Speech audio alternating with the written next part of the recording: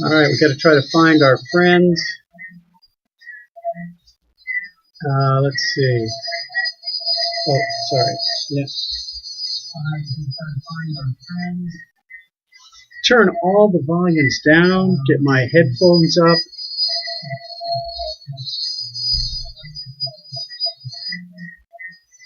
Turn all the volumes down.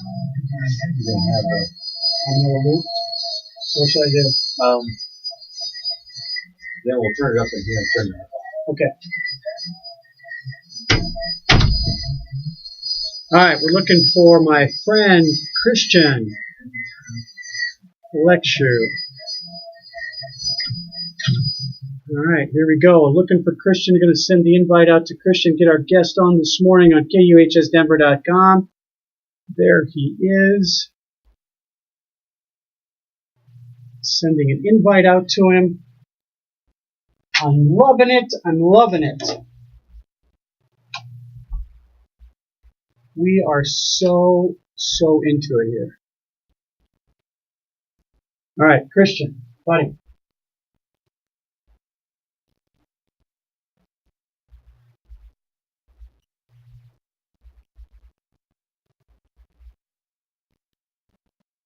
Okay, I sent him his invitation.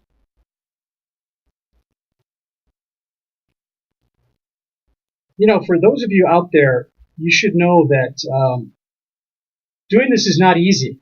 It's not easy.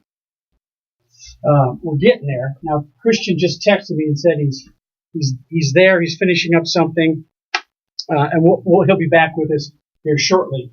And as soon as he accepts our invitation. Awesome. Okay, so I can turn that. No, leave it down. Okay. When it comes on, and then maybe pull it off so you can do it. Gotcha. Okay, so we are cooking. We are the leading people on the leading edge of technology and bringing it to you in the best way we can. But it's organic. It's happening as we go through the experience together. So once again, thanks for coming in. KUHSdenver.com. You're with us here on Friday, every Friday at 11 o'clock. I am waiting for Christian to pick up my invitation on Facebook Live. So, Christian, are you? And I learned Aleshu is the way you pronounce his last name, Aleshu. So, Christian Aleshu is going to be with us here shortly.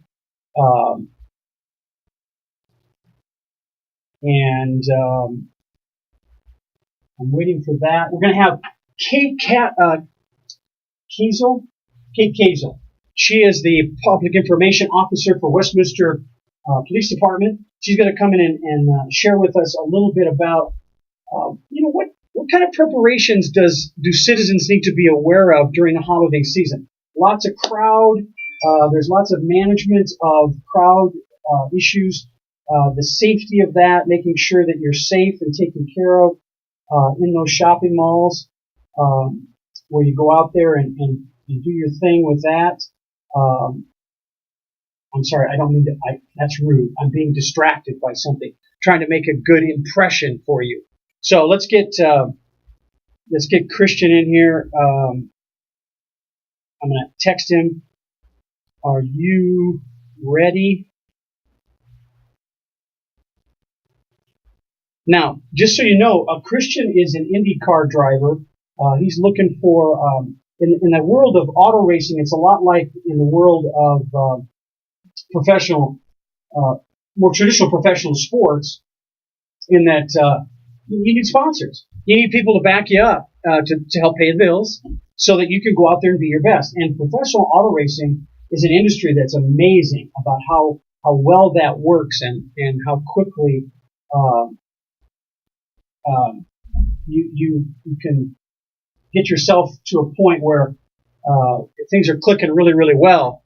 But there also comes a time when, like with Christian, he's getting started, but he's been in the business for a while. So Christian Leishu is going to be with us here shortly. Let's see if he's. Let's see. Accept. Let's see if he's.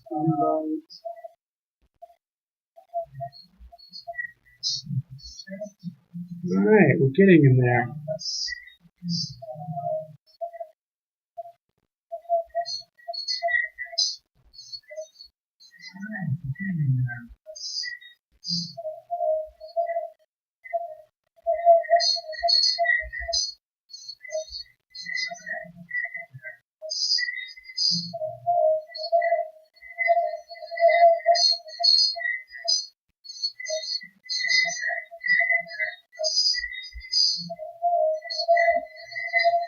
All right. The Christian's book is his second book, The Outside the Groove, and he's coming off a great event he produced with Eli Lilly, and raising $13.3 million. All right, here we are. We're going to add him to the camera. He just took.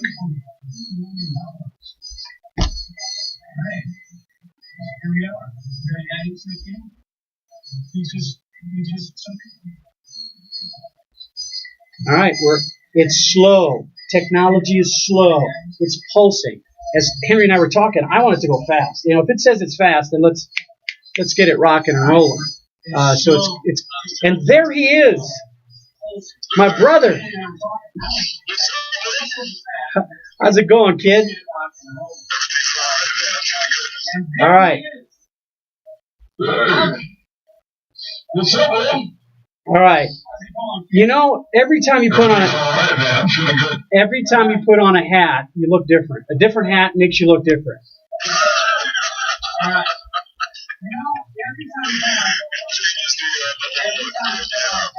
Yeah, it does. It absolutely does. I'm gonna do some adjusting here. I gotta turn down the volume on that, and then we've got you picked up on in the studio. But hey, you know what? Both of us sitting next to each other on the screen here, that split screen, we look good. You look like you should be out here in Colorado with that plaid shirt on. But hey, what? You know what? Both of us sitting next to each other on the screen, you do, man.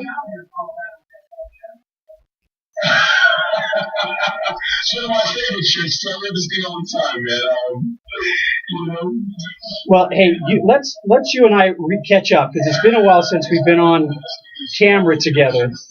Tell me a little bit about what the new book is about and why it is a little different than the previous book that you've written. Tell me a little bit about what the new book is about and why it is very different than the previous book that you've written.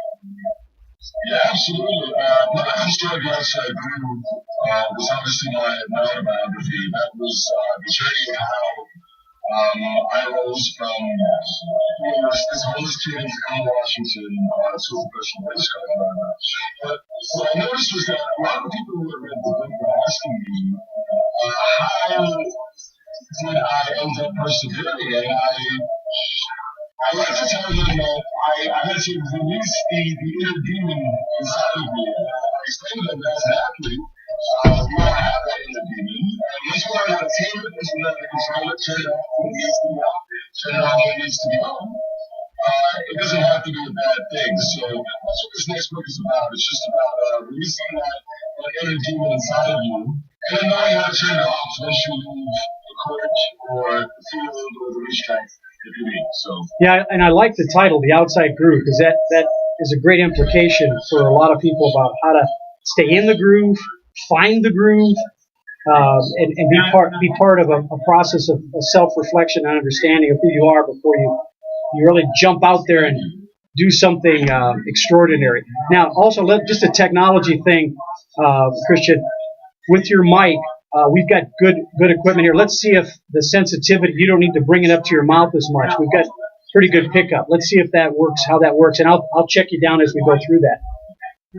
But let me ask you a question about what the future looks like for you. You're a philanthropist.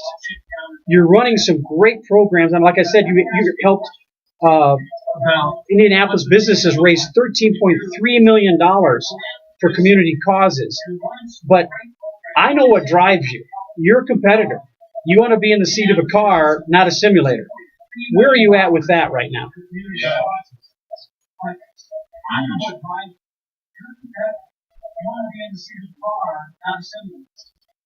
Absolutely.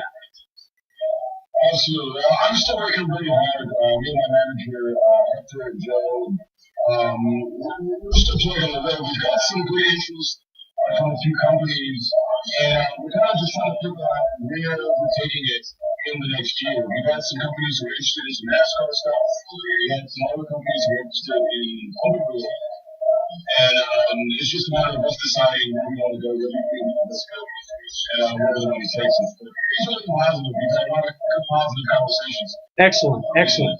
So it sounds like your time frame is something inside of a year to get it kind of put together, and then launch. Hopefully, have a car launch with you in the driver's seat by 2020.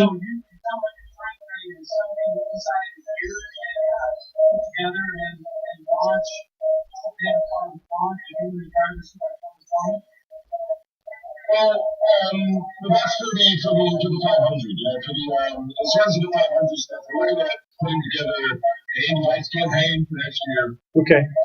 So, Christian, when you're in that training mode, I mean, I've been around the simulators. You know, I've had a few clients that put me in that world about looking at what the difference is in a simulator versus the track.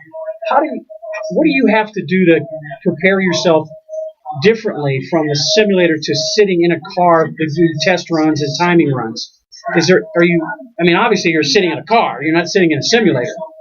But what are some things that you're focusing on to really adjust and adapt yourself in managing those response times differently at the wheel of the actual vehicle versus the simulator?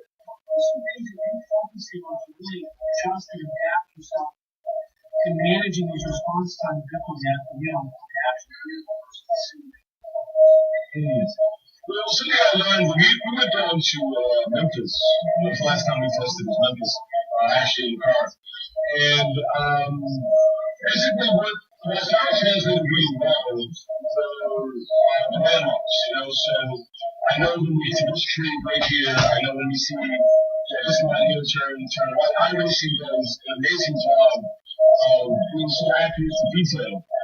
You're able to exactly simulate a lot of that stuff. But the main differences, I'd probably say, are the actual feel of being in the seat. You don't get the same vibration. The people at Racecraft One, we've added a real traction loss part to the simulator. And what it does is it simulates yaw in the car. So as you start to break traction, it's not so static, just so you can see. You actually lose traction in the simulator. I think it doesn't make up for things like wind. It doesn't make up for things like weather conditions. So, things like that. So you really Christian, when you get those feelings in the car versus the simulator, is it exhilarating? I mean, what are you feeling? Are you connecting differently? I'm guessing obviously you do, but is that connection more an enhancement to the performance, or is it a distraction from what you did in the simulator? You have to kind of like wrap your brain around it a little bit. I feel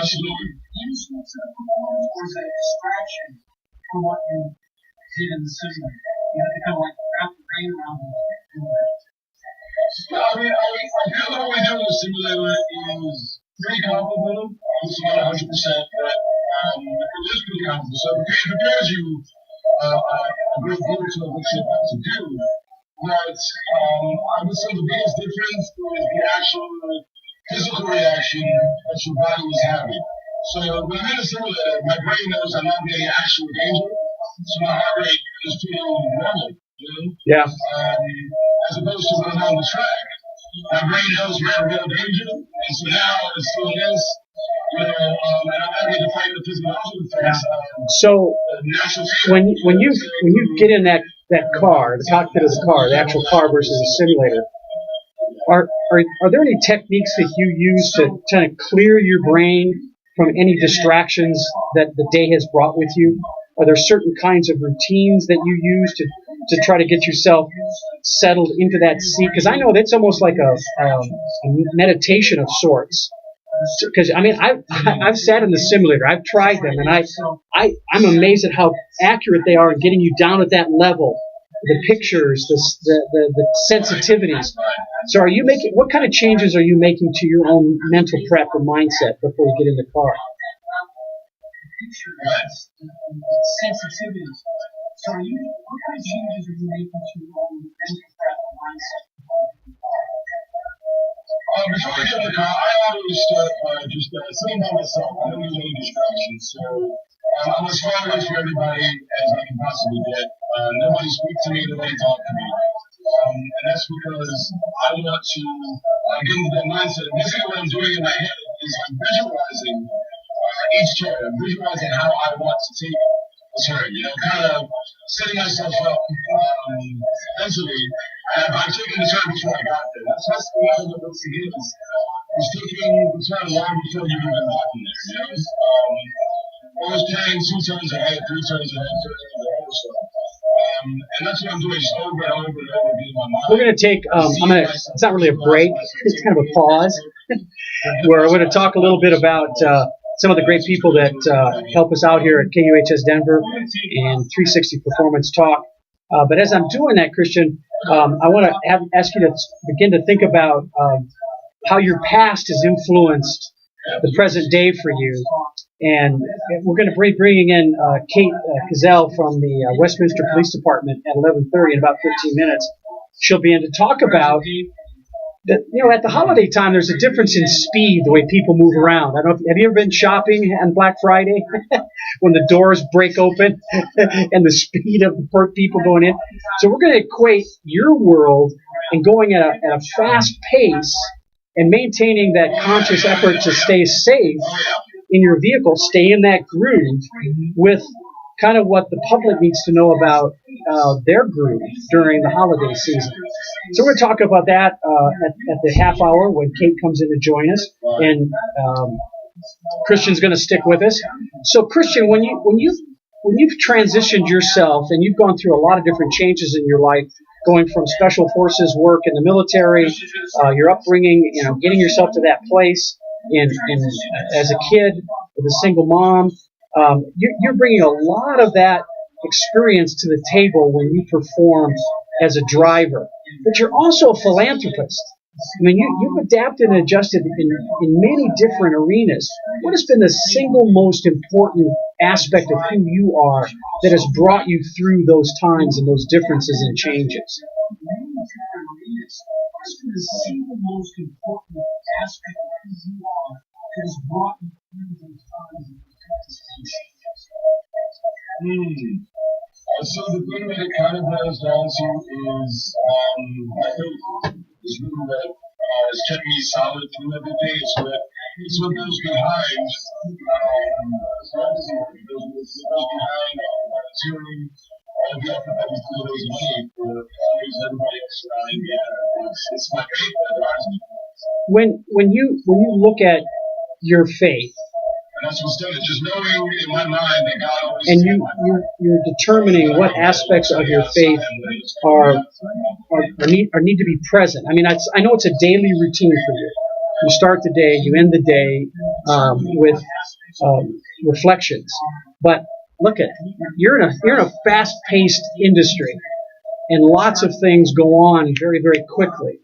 What would you recommend to other people, whether they be a faith-based people or not? They're just good people.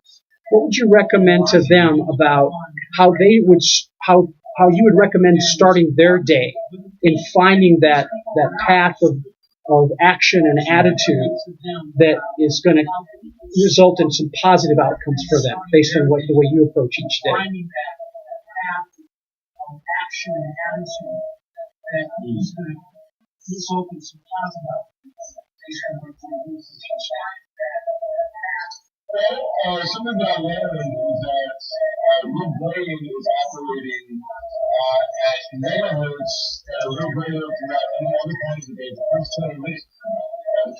minutes you wake up, everything is operating. Just the wavelengths are just out of control. So that first 20 minutes is essential. It's key to setting your day up.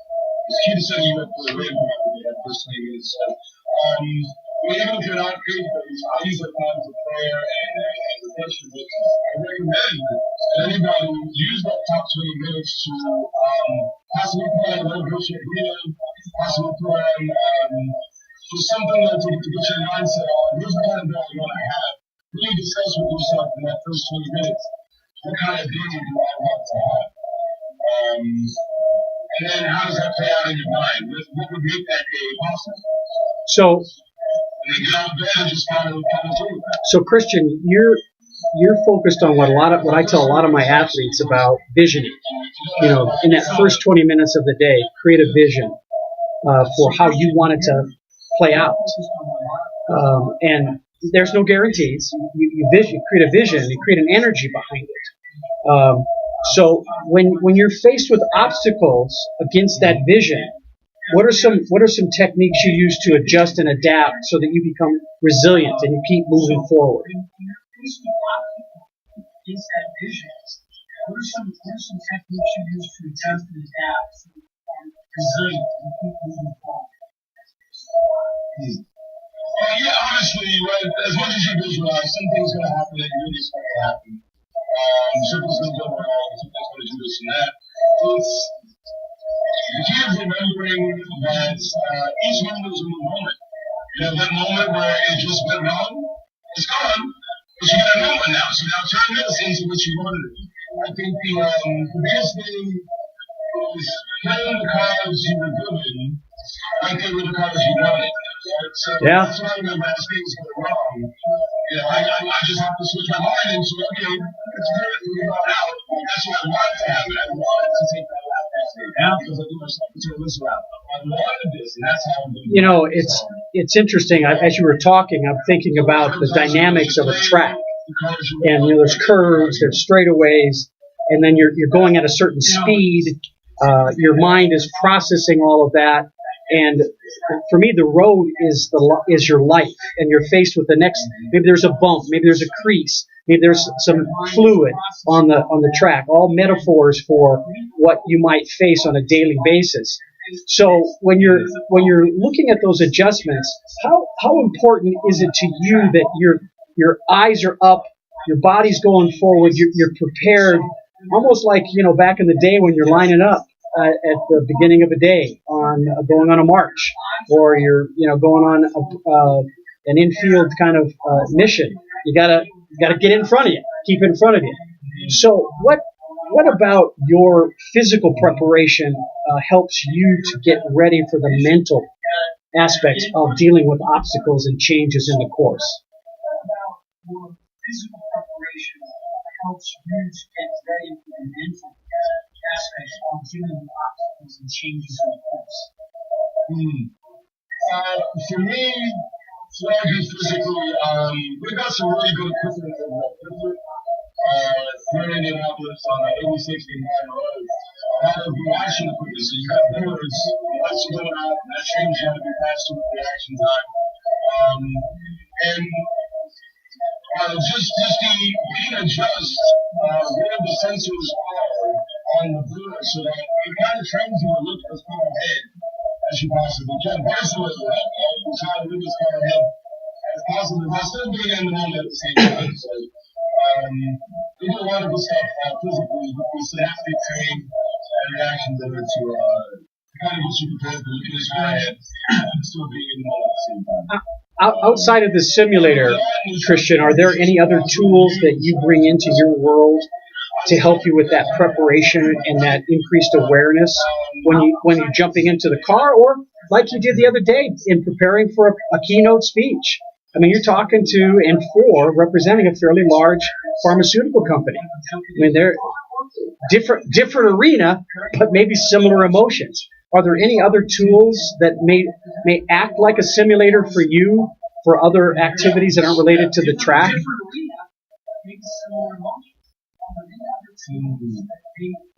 act like a simulator for you for other activities that are related to the track.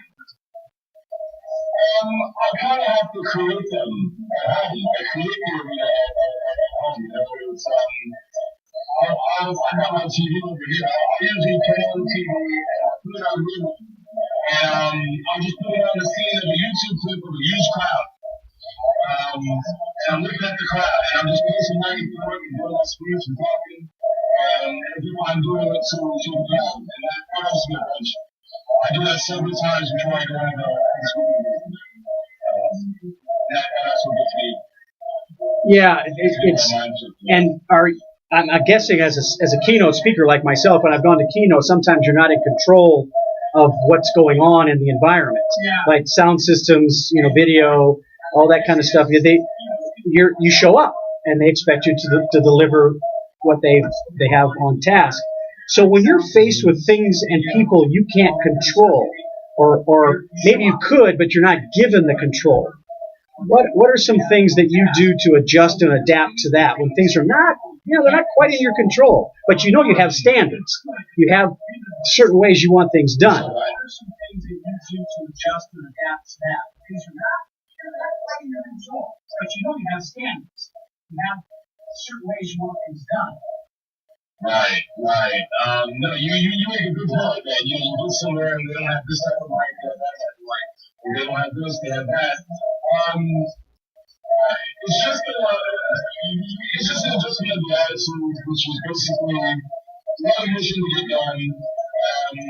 And we just have to stay mission minded. The equipment may not be there, but it still has to get done. The message still has to be told. We still have money to raise. We still have people to inspire. And we just have to do it.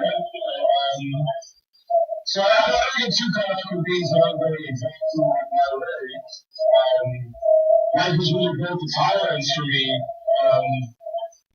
Things not going exactly the way I want them. But is expecting frustration. With anything that's a big task. So, I feel like really Christian, when you decided to write your book, you got a great. By the way, I compliment you. You got a great team. I like what you've done with the book, but I also want to share with, as we're coming to the end of the half hour here, I want to share with people what's the best way for them to get your book, and what are others other than Amazon and others, and if they want to meet you sometime, are there any events that are coming up that you're going to be at, either in Indianapolis or around the country? So kind of give us a rundown of how do I get the book, and whether or not there's any events that we can come and see you at, and any causes, any things that's going on that, hey, make people aware of some of the philanthropic things you're doing. Whether or not there's any events that we can come and see you at, and any causes, any things that's going on that, hey, make people aware of some of the philanthropic things you're doing. Absolutely. My life is story outside Groove, Contributed Productions, forwarded by the legendary Will T. Roots. You can find on Amazon.com, Barnes & Noble, Kodak, Books A Million, Walmart now as well. So you can let people out and pick it up. If you want to follow the story of where we are now, we do have a TV show being produced by Sharp Entertainment, producers of 90 Day Fiancé, Jersey Shore, so on and so forth. They kind of document where the journey has gone, where the book moves on now, and how did I get to Indianapolis 500 from here. So you can follow the journey on Facebook, Christian with a K, RISTIANUSTALEIS. On Facebook, you can find the rest of the journey there. The things that we've got going on, I just came from the British Olympic, Indiana. I'm the brand ambassador for them. We're shooting a commercial, as well as a few informative videos from the volunteers who come in to volunteer with the food bank, safety items and things like that you might need to know. So yeah, I do encourage everybody to go to Breeders, foodbankindiana.com, make a donation if you can. Other than that, I'm a big part of what we do at Children's Bureau of Indianapolis, which serves homeless and underprivileged children, as well as our Wiley Children's Hospital here in Indianapolis. You can go and make a donation. Any of you want. It all goes to the Long Beach Journal. So the United Way of Central Indiana as well, which is what we raised at $13.3 million for. They can also use more donations. Excellent. So let me make sure everybody understands. And I feel very good about myself. I looked up the pronunciation. I looked up the pronunciation of your last name so I can say it right. Because I just trashed it the last time. And I've got Alessio. Is that? All right. So it was from Portuguese. All right. So Alessio. So Christian with a K, people. Christian with a K, Alessio, but it's spelled Aleixo. Alessio. So let's make sure that we all get that right. I love the cover. I really love the cover of the book and what you're doing there. I also want to remind everybody that I don't have a sample to show you, but we're also I'm very interested in safety of cleanliness, the germs. And there's a product that's called Germ Block that's sold by Avcare, AVKARE.com. Go to avcare.com or Amazon and get an alcohol-free germicide for your hands, alcohol-free, so that it feels like a lotion. It's really good stuff. So take a look at avcare.com for Germ Block. Germ Block. It's alcohol-based, alcohol-free lotion product. So that's one of the things I'm really into. And I'm looking forward to seeing Kate Gazelle getting here today. I'm going to move around a little bit. We're at the almost a half hour. So I want to remind everybody again what Christian just said. You can go to Amazon.com and get his book, Outside the Groove or The Outside Groove.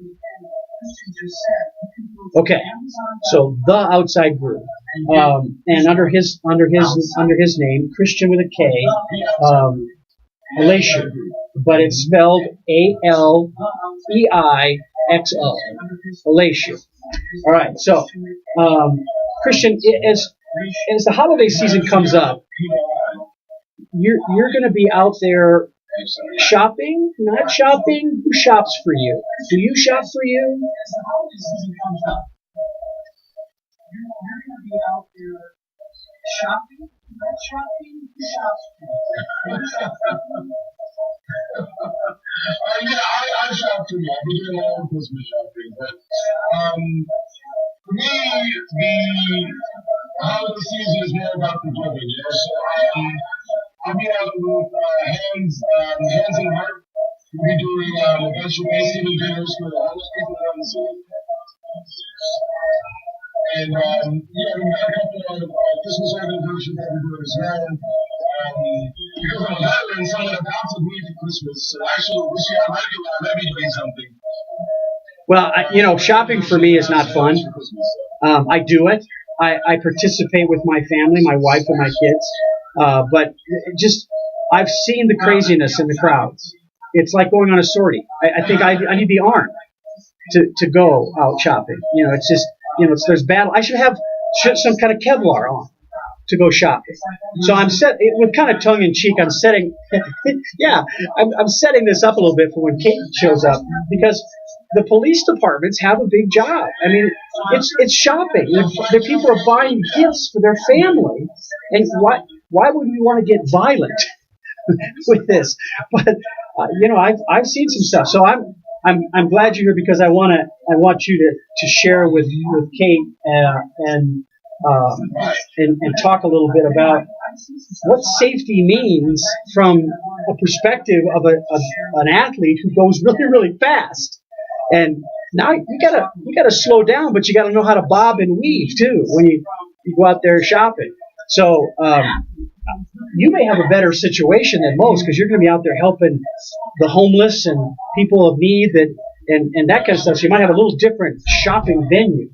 But I'm hearing doors move, so I'm hoping that Kate's here so we can get her on with us.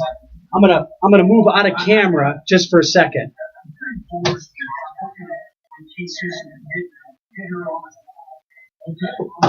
All right, so Henry, if Kate is here, bring her on.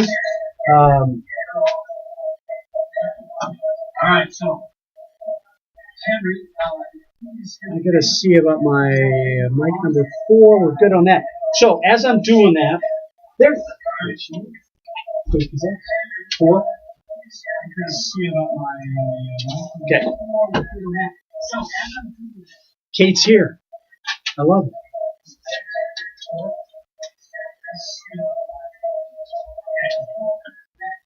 How's your day going? Kate's here. Really good. Hello. Got her in there, so you can put these on, and then scoot up and make that mic your friend.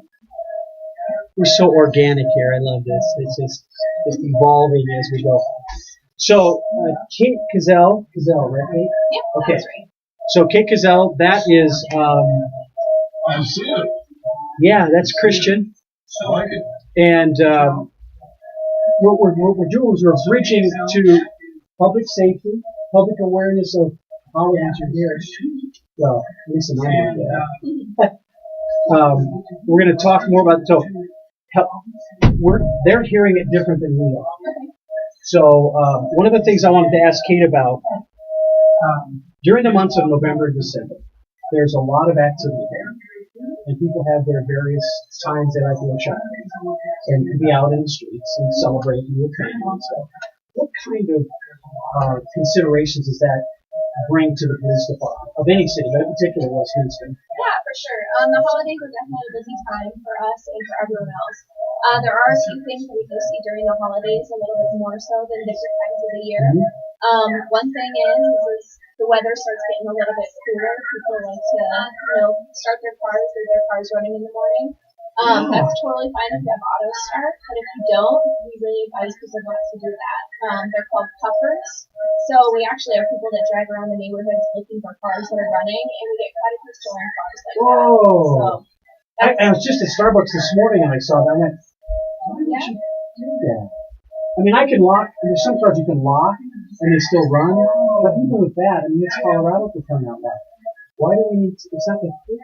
Yeah, for sure. No, I totally agree. We see it at gas stations, we see it at Starbucks. People think they're just going to run in real quick, but unfortunately there are people out there that So stolen vehicle cars.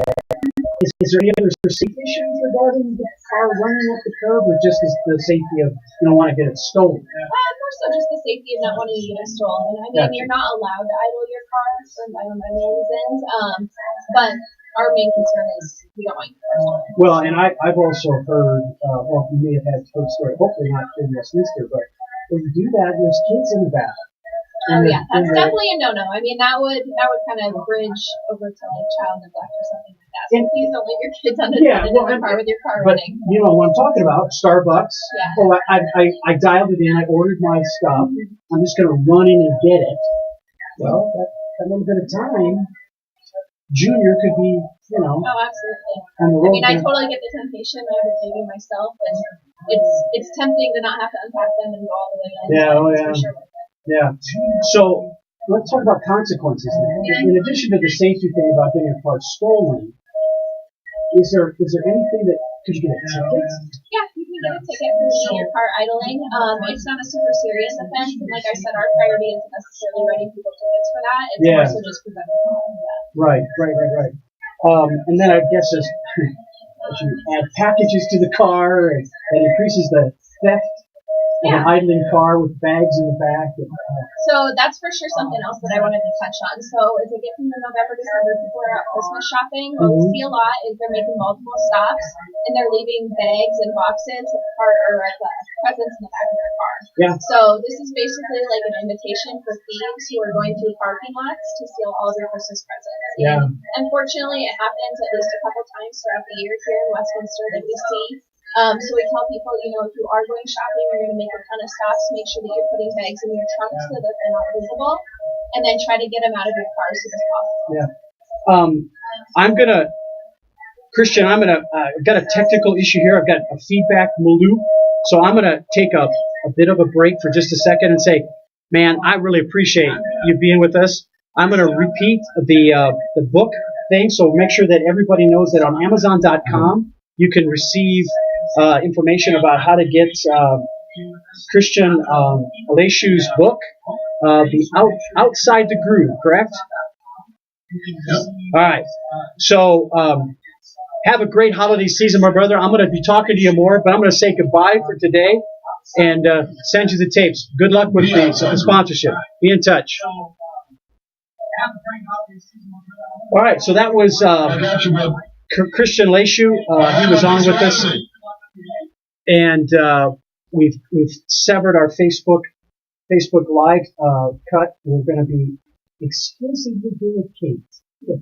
And I say that somewhat tongue-in-cheek because the feedback we were getting was not exactly where I wanted to be this morning. We're talking to Kate about public safety in our community of Westminster. The studio here is in North Glen, but not too far away from Westminster. We've been talking about what you call Kate puffers for cars. So don't leave your car running on the curb, no matter how quick you might think it will be to get into the store, because you could get it stolen. The other piece that we talked about was to don't leave your kids in there. Yeah, for sure. Whole other issue about that.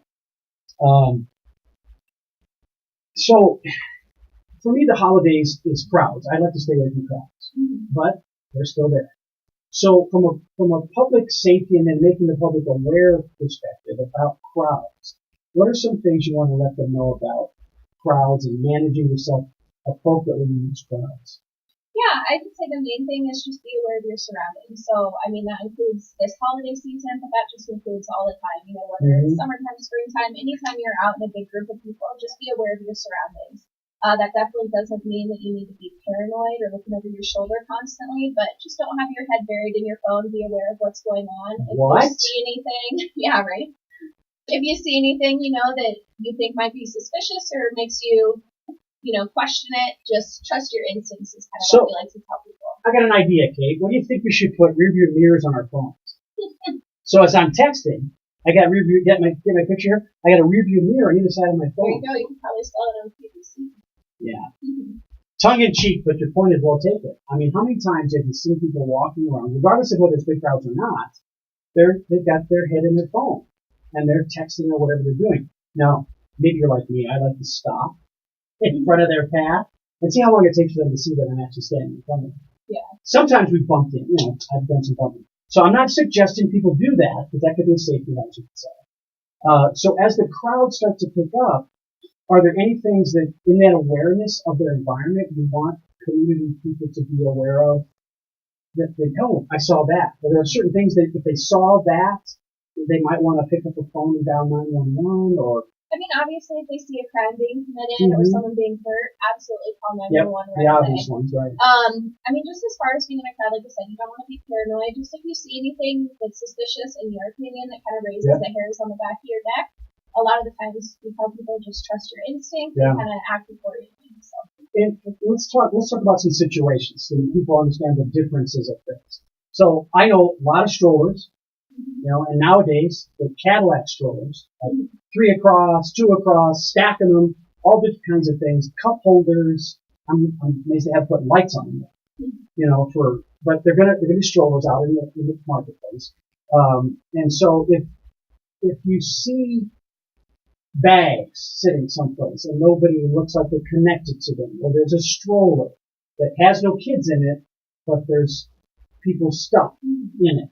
What are some of your thoughts about recommendations to the public when they see that kind of stuff? What should they do about that? Yeah, I would say just call our dispatch. You don't necessarily have to call 911. Most of the dispatches around here have a non-emergency number, but if you think anything is suspicious, whether it's a package or a bag or an unattended stroller that you've been kind of watching for a while, we'd absolutely like to come out, check it out, make sure that nothing's wrong, rather than having people, you know, be afraid to call and ask for help and then have something happen down the road. So you say make sure that people err on the side of caution? Yeah, absolutely. And then you guys can qualify for that, yes. right? You'll help them work through it and make sure it's good or it's not good. Yep. All right, good. Because I've as much as I've heard from dispatchers, you know, the 911 operators about, oh, this crazy this and this crazy that, and it really wasn't what they thought it was. But even they say it's better to err on caution and let them, the professionals, you guys as the professionals, with the officers, make the decisions. Yeah. So are there going to be any more presence in the malls and the areas where the crowds are during the season with regard to the police officers? So we don't have any malls in Westminster, so I can't really talk. It's coming now. I know. They're building it, but I'm not sure exactly what the other agencies are doing. I do know that anytime that there are a large group of people, that's something that we're constantly aware of. So if there's big events, usually we have additional officers working those. And I'm sure with, shopping season coming up that the jurisdictions that have malls are ramping up some police presence in some way. So for our Westminster citizens, are there any areas of the city that tend to get more traffic? I don't mean literally vehicle traffic, that too, but pedestrian traffic. I know the older the new downtowns, more the shopping, obviously. We've got little mall areas like off of 120th. There's a mall over there with there's car washing places, there's fitness centers, and that kids are coming back to school, so the population growth kind of enhances during the holiday season. Are there any areas that people should be aware of in Westminster to, hey, you're going to get crowded, watch your timing with this? I would say just the shopping areas. We do have the Orchard Mall that's up off 144th and I-25. So, I mean, it's to be expected, especially if you're going to go shopping on the weekends. You're probably going to be around a lot of people. But, I mean, just be, cognizant of others. Be nice, be friendly, be a little bit extra patient. So, I mean, I don't think that people need to not leave their houses or go out in public where there's going to be a lot of people. But just be aware that you're going to be around a lot and act accordingly. All right, act accordingly. That's a novel thought. Okay, so moving on with our questions here. Outside of the holiday season, I mean, you've got a pretty vibrant community in Westminster. Are there certain things you want the community to be aware of about the police officers? Like when somebody sees a police officer, my habit is I go and first I thank them, especially if they're a Westminster officer. Same thing with military people, because in today's craziness that we have going on, it's good to see a smiling face. And not one that is judging.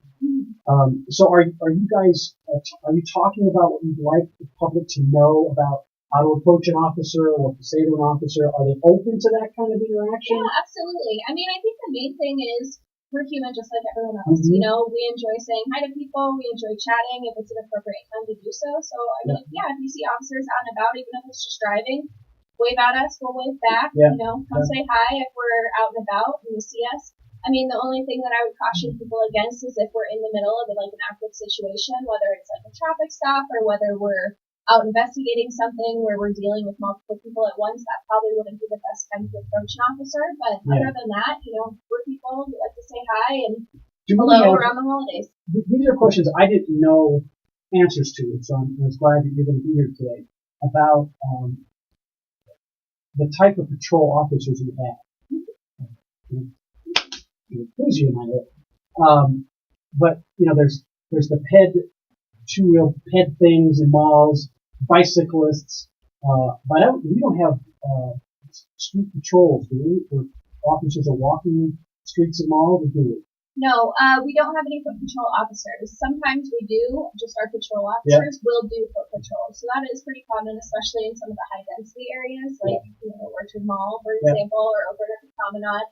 Those are some pretty frequent areas where officers will get out of their car and walk, but they're not designated foot patrol officers. We also have a couple parks and recreation officers, since we have a ton of open space here in the city.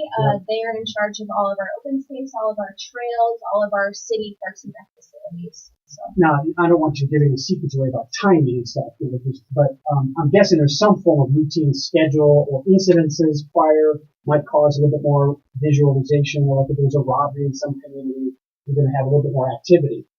Is there a way for a citizen to request, hey, I think I've seen some activity in my neighborhood, I'd like you to come by? Yeah, no, that's a great question. So we do what we call extra patrols. Right. So if someone, thinks that they're having a rash of burglaries, or whether they've had a lot of car break-ins, any sort of crime trends in their area, or just anything that's suspicious or needs a little extra attention, it's a partnership. We can't be everywhere all at once, and we don't know everything that's all happening all around the city. So we rely upon our citizens to give us that info. So absolutely, if something's going on in your neighborhood, you need to make us aware of it. You can call into our dispatch, say, this is what's going on, can I request an extra patrol? And we're more than happy to do it. What's that number? Yeah, it's 303-658-4360. Like it. Yep, right. And you can also email police@cityofwestminster.us. Okay, we're going to say those again in a few minutes as we continue with our time with Kate Gazelle. Kate is a PIO. Public Information Officer with the Westminster Police Force. You're one of how many? We have 184 sworn officers. Awesome. And how many PIOs? Two. You and?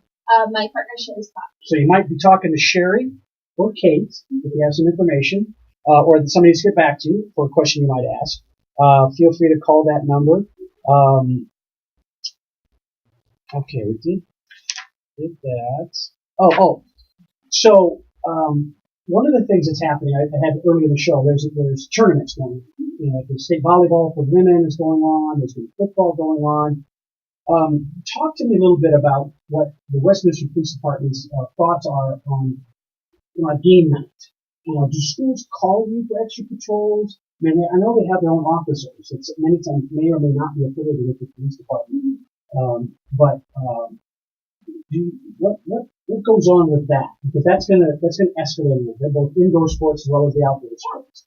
What are some things happening with the police departments, both with Westminster as well as around the state? Yeah, so typically when you have sporting events, if they're school related, the school resource officers will be assigned to those. If they're not able to make it, usually we'll have another officer come in and take their place.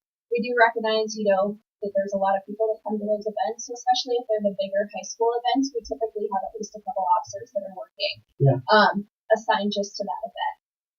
If you have an event that's not necessarily school related, that's more so like a private tournament or anything like that, if you'd ever like to have a little bit more police presence, you can ask us to stop by. If we're not super busy on calls for service, we're more than happy to do that. Or sometimes people will even hire like an off-duty officer to be assigned just to that event, which is also an option. Because I know during, as a coach myself over the years, during the holiday season, holiday tournaments happen, especially with basketball, and those tournaments tend to get kind of competitive. Yeah. Because you tend to want to do a rival or up your ante and playing somebody more competitive than you. So those tournaments get a lot of crowds, and it compounds the holiday season because it's usually the middle of December, going into the actual holiday itself. So isn't this what I requested the same way when I go to your office? Yeah, absolutely. Just shoot us an email or give us a call and say what's going on, and we'll let the shift that's working that day know, and then we'll ask people we'll ask people to stop by in between calls for service. Gotcha. And do you, if they needed they wanted to pay for extra security, could they come to you as well for that, or they go to another agency? No, they would come to us, whichever jurisdiction that they're in. Most jurisdictions have some sort of way to handle hiring off-duty officers. So all that means basically is that you're just paying contracting officer to come out, and then you pay an hourly rate, and the officer is assigned just to your event, and it can be as long or as in depth as you want. And we have a person internally with the police department that coordinates that. But if you guys get a hold of me, I'm more than happy to push people in the right direction. And if it's a school, they could go through their resident officer. Yep. That name was School resource. That's it. Yep. School resource officer. So, just as a quick summary, in talking to Kate, if you need extra security that you want on site, they can coordinate a paid extra police officer, off-duty police officer, to be part of that. Also, just sharing your need with them is hugely important, so that they know what your need is, and they can cycle on their visits, cycle through the neighborhood and check things out. So you're listening to KUHS Denver.com. I'm Lowell White, your host of 360 Performance Talk, and we're talking about public safety coming into the holiday season. And I'm not going to get political here, okay? But you know that there's an energy, I'll say, around our world that the United States has its own little piece of, and that creates attitudes and sensitivities, I guess, in people's minds. Are you seeing or hearing from your fellow officers any validation of that level of energy, whether it's negative or positive? Just like there's an awareness in my athletes. I talk to them. Many times I think it's very hard to keep them in a positive space because there's a lot of negativity around them, and not necessarily around the sport or their families. It's just like everybody seems to be a little edgy. So I'm wondering if, one, you feel that, if the officers are kind of feeling that pushback a little bit, and that they have to work a little harder just to keep everything kind of, before they even discover what the incident is, just keep the energy kind of in place? Are they seeing that kind of energy happening, and what are we doing differently to keep it in control? I don't think that we're doing anything differently. I mean, our main job is public safety and public service. So, I mean, yes, there is some negativity surrounding police officers and some attitudes towards police officers. But fortunately, what we've seen is when we're actually out there interacting with people and interacting with our community, that our community is incredibly supportive of us. So while, there might be some, talk or reporting or, negativity towards police officers, I'm not denying that exists. Yeah. But we're very fortunate here in Westminster that our community seems to be really supportive of us. Awesome. Well, what you've just done as well is validated what I tell my athletes all the time. The equivalency is they're in a competitive event, moment, and there's a lot of physicality around it. In football, for sure. Basketball, yes, no, but every sport varies. But that's the emotions, controlling your emotions, staying in the moment, and processing that moment. Basically, do your job. Mm-hmm. Stay with your job the way you know you do your job, and good things will happen. Yeah. So you're also saying to the public, do your job too. Be an aware, sharp citizen of your community, and know that you've got great professionals that support you. Yeah, absolutely. And I would just like to add, we go into every situation wanting to resolve it. That's essentially what we are. We're problem solvers. We don't really know what we're going to get into when we arrive on a scene. Yeah. So, the more compliant and calm people are when we get there, the easier it is to resolve. So we kind of react to people's actions. Mm-hmm. So if someone, reacts a certain way, we have to react a certain way. So we go into a situation wanting to resolve it in the most peaceful manner possible. So, we understand that when people call the police, it's not for happy things. It's usually because there's some sort of crisis, and it's hard to stay calm in a crisis. But if you can stay calm, just talk to us. Like I said earlier, we're people too. We just want to figure out what's going on, and our goal is to get out of there and make sure that everyone's safe and resolve the issues in the most peaceful way possible. Yeah. So when police has been called, mm-hmm. I know from talking to officers as well as fire department people, emergency medical people, that they get feedback as to what the condition of the call is. Mm-hmm. And it's usually fairly succinct and brief, but at the same time, there may be questions asked on the way to the call. So is there something that you would want the community to make sure they do, if they're the ones making the call to the police officers? Because you mentioned keep it calm. Are there any recommendations you would give to citizens about, okay, you made the call, we're coming, in the condition of the environment? Obviously if it was an injury, there's different set of stuff, but are there certain things you want to just share with the community about, hey, back up, when we show up, stay out of the way? What are some things you want to remind them of? That's a great question. So we do understand that when a call comes in, people are in crisis mode, but the more information that we can get while we're on our way, we can kind of plan ahead of time how we're going to react to that situation. So obviously some of the first things we're going to want to know is, are there weapons involved? Is there any sort of public safety issue? Did someone with a weapon just go run into a neighborhood? Do we need to be aware of that? Do we need to let the public know? And then if you have any suspect information, anything like that, maybe they take off in a car, take off running so that we can try to catch the bad guy. That's what we want to do. But just overall, just relay as much information as possible. And it's really just going to depend on the situation. Like, we never want people to put themselves in danger.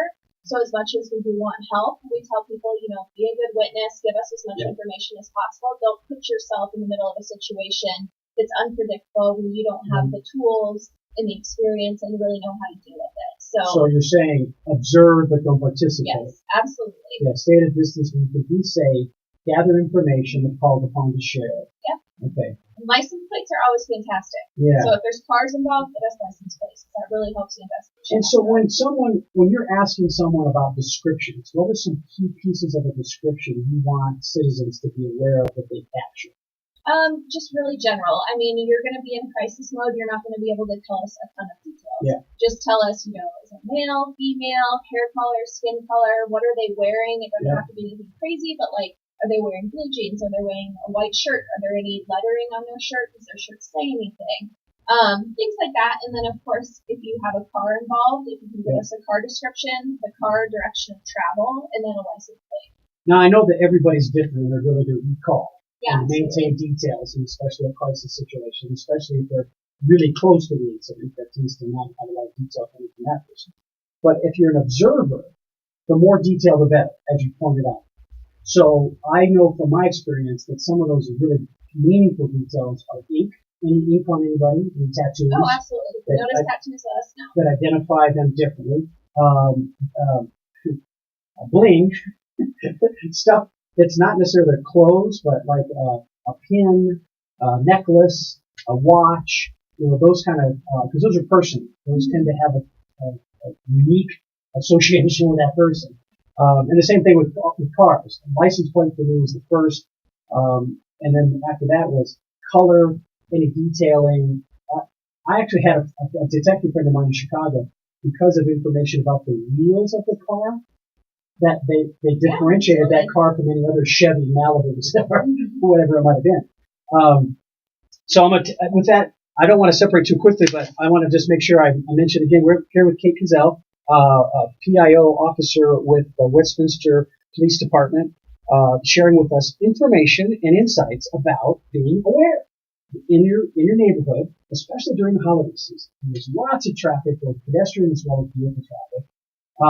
And I want to walk the streets of any town, but especially Westminster, feeling comfortable. And I do in Westminster. I don't mean to mislead anybody. But when we have the kinds of energy that's surrounding communities all across the country, and it's unpredictable, especially with what went on this week in California, from a suspect we wouldn't have probably thought about, but it happened. Are there any things that you have discovered from feedback, be it case-driven or just in general from your colleagues around the country, that citizens should, if you see this, that could mean something, that you need to watch it a little bit more to see if it manifests itself? Like, for example, the young man who walked in, ex-military, walked into a club.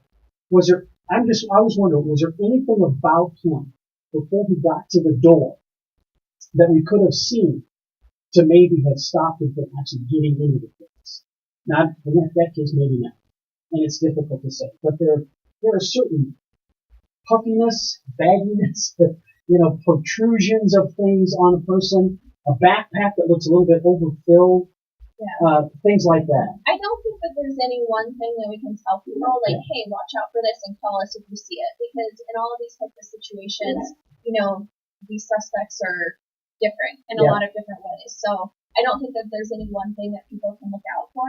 But I think that if people are aware of their surroundings and aware of the people that are around them, that if they actually, trust their instincts a little bit, they can pick up on stuff that doesn't really feel right. So I love that. That's all I would say about that. That's a great exclamation point at the end of it today for us. But also I want you to share with everybody the phone number again to get in touch with Westminster Police Department. And any final words you'd like to say to everybody about getting ready for the call? Yeah, absolutely. So the number is 303-658-4360, or you can send us an email at police@cityofwestminster.us. And then just final thing to add, another thing that we see a ton around the holidays is if you're like me, you do your shopping online, Amazon Prime, so people are getting packages delivered to their house all the time. Don't let packages sit on your porch. Have a neighbor snag them, make sure that you get home, if you have a ring or a Nest doorbell, stuff like that. We get a ton of package stuff. So just be aware of that and make sure that you guys are moving your packages as soon as possible. I would add to that, folks, in closing the show today, that be a neighborhood. Count on your neighbors. Yeah, talk to your neighbors. Have them help. Arrange something to drop at the neighbor's house because you know that they're at home. And every Friday at 11 a.m., you're going to listen to KUHSdenver.com and 360 Performance Talk, where we bring you issues related not only to the community, but about performance, about being better at what you do and who you are. And today we've talked to Kate Cazell. We talked to my friend and brother, Christian Aleixo. That Portuguese name. It's just, okay. Christian Aleixo, his book, The Outside Groove. You can get that at Amazon.com. By all means, have a great, great day today. We'll be talking to you again next Friday, where we're going to have some interesting thoughts about, oh goodness, I'm typing additional thoughts about sports tournaments. We're going to have some guests come in. I got to wait till I confirm them. But enjoy the day today. Have a great day. Now, we're going to still be on.